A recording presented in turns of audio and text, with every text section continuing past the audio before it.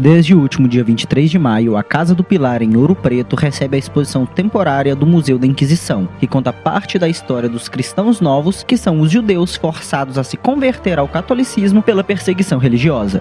O museu tem a missão de resgatar a memória desses povos, importantes para a construção do Brasil.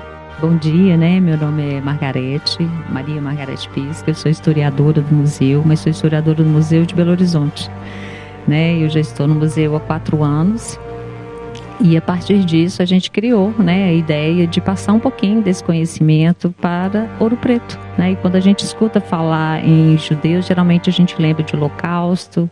E quando a gente fala de Inquisição, a gente acaba lembrando mais sobre bruxos, feiticeiros, do período medieval. E essa parte, quando a gente vai falar de Inquisição, repassando para os judeus, ela é uma parte muito desconhecida, As pessoas não têm tanto conhecimento e, assim, até mesmo uma das preocupações pós-pandemia, porque às vezes dentro das escolas isso pode passar, E os alunos não terem essa oportunidade.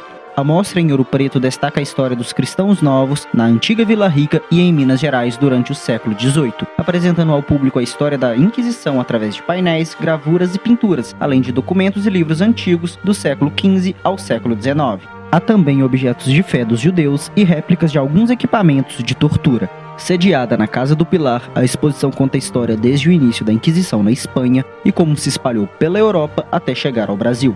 Há também peças pertencentes à crença judaica, guardadas em um armário que fica fechado como forma de demonstrar que os cristãos novos mantinham sua fé, mesmo que escondido dos inquisidores. Então isso é interessante, A nossa expectativa de trazer esse museu para cá também foi para passar um pouco desse conhecimento também, para os nossos visitantes daqui. Porque como a gente tem a nossa primeira unidade, a nossa unidade no Museu Belo Horizonte, então aqui, um lugar onde a gente sabe que tem vários visitantes aqui, eu acho que seria bem interessante contar um pouco dessa cultura. Como eu disse antes, ela é uma história que ela não é contada, às vezes um pouco escondida mesmo perante a sociedade, e uma história tão conhecida e tão importante para a nossa população.